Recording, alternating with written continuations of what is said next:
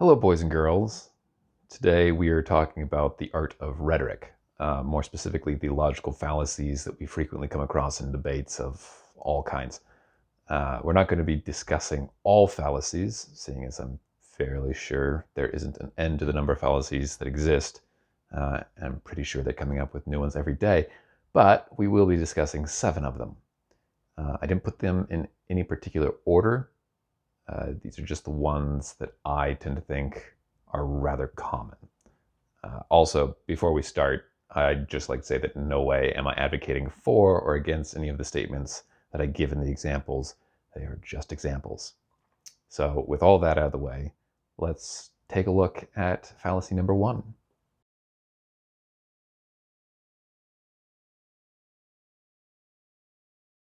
So first up is post hoc ergo propter hoc, which means first this happened, thus this happened.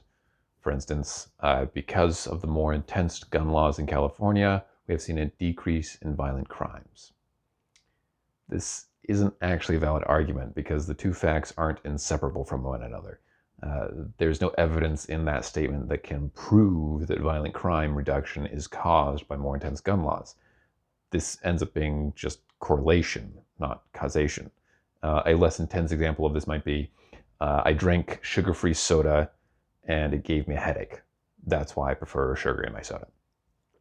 Again, a headache can be caused by a myriad of factors. So the fact that you consumed a sugar-free soda before the onset of a headache is irrelevant. A statement of equal worth would be, I drank sugar-free soda and then I got in a car crash. Sugar-free soda causes car crashes. Like, it doesn't make any logical sense to get from point A to point B.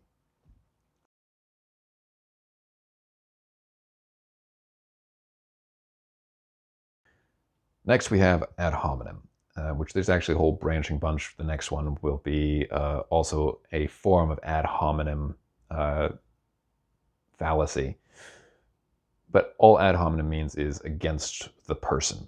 So against the person that's making the argument. For instance, the Republicans say that we should reduce government spending, but it's because of the Republicans that our deficit increased by involving the nation in several wars simultaneously.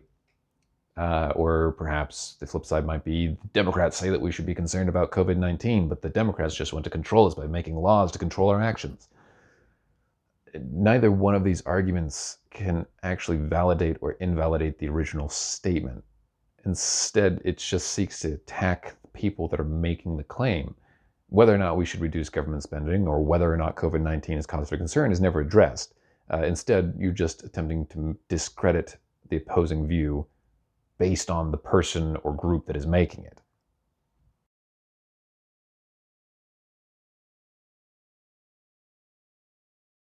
Another form of ad hominem fallacy is the more specific to quoque, which means you did it too, basically. An instance of this might be, so what if Trump lied about building a wall? Hillary lied about not having classified material in her private email.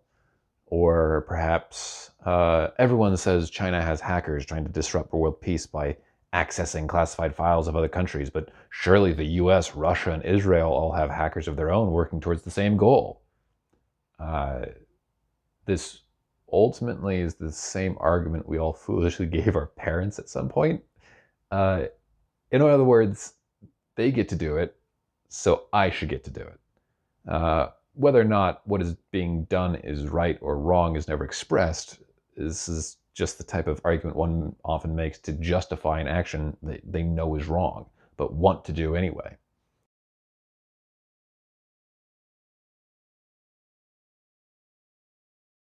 Then we have hasty generalizations, which is just a nice way of saying jumping to conclusions. For instance, women are more emotional than men. I know this because every woman I've ever met has been more emotional than me. Or perhaps there are more African American people than white people in prison. People of African American heritage must commit more crimes than white people. Yeah. Oh boy, that's gonna get clipped at some point and then I'm done for. This is basically a fallacy that is a lot easier to notice than some others, I think. Essentially, the speaker is attempting to connect disparate ideas for their argument from inadequate information. You're simply saying that because of this one thing, then this other thing must be true, without actually having any correlation between the same ideas. More women are more emotional than men, and I know this because all the women I've ever met are more emotional than me. I also just tend not to be an overly emotional individual, so that might be part of the reason. But none of that is taken into account. They just, one idea jumps to the next idea.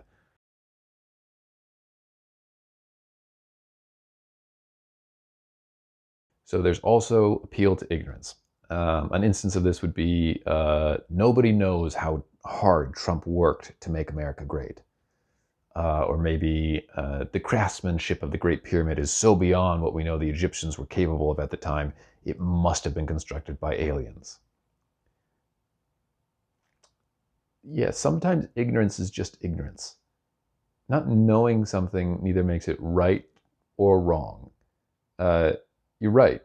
Nobody does know how hard Trump worked. Whether he worked hard or not is exactly as you say. That is unknown. Likewise, the pyramids are an incredible feat of engineering, and we don't know how they did it. This statement actually has two fallacies in it, that last one, because the first one is an appeal to ignorance. What we know of the Egyptians, which, again, that we don't know. And secondly, there's a hasty generalization. It must have been constructed by aliens, point A to point B, with no intermediate information.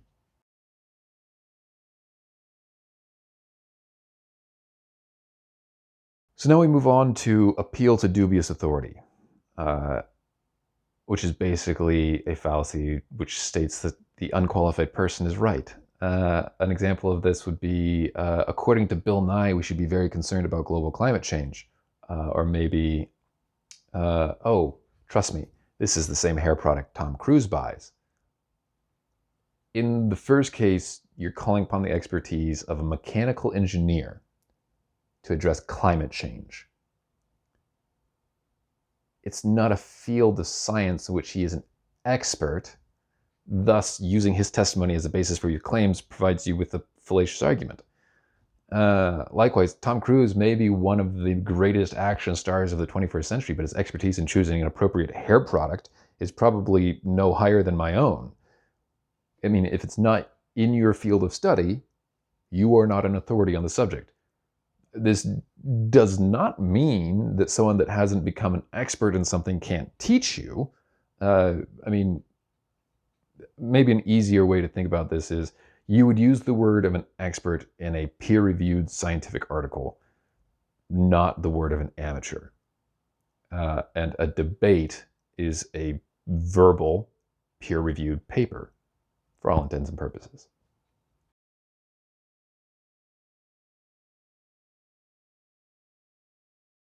And last but not least, one of my favorite fallacies in rhetoric, the false alternative. You can either have A or B. For instance, we can either let everyone get married or only heterosexuals. Or maybe you're either for America or you're for the terrorists.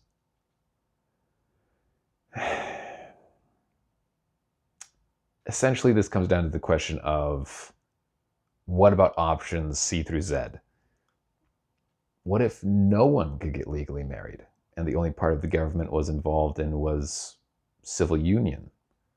I mean, marriage is primarily a religious institution, as most people on the right will tell you, so let that happen in churches, synagogues, mosques, temples, etc. Separate church and state.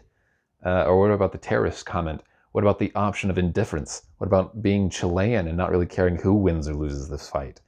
Because so far as you can tell, it doesn't affect you. Why do I have to be liberal or conservative? Why do I have to be for BLM or against it? Why do I have to be for or against anything? Is it possible to think some parts of one thing are good, but the rest is bad, or vice versa, or even to just not care? I live in LA, but I don't care about the Lakers. Why do I need to be for or against them? I just don't care. I've talked to plenty of atheists that believe certain ideologies held by those that are religious, that they hold them to be sound, moral ideas. But they don't have to adhere to that religion to think that, right? Why are we so obsessed with being divided? Why can't we just try sitting down and talking? Why can't we just have a conversation with the opposing views? I'd bet we'd find most of us want the same things anyway.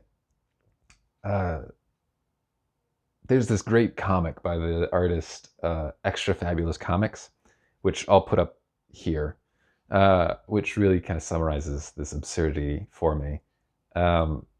This idea that you can only be either A or B.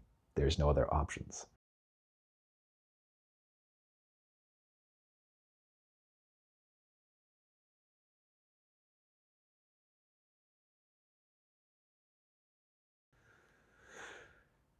Anyway, enough of my rant about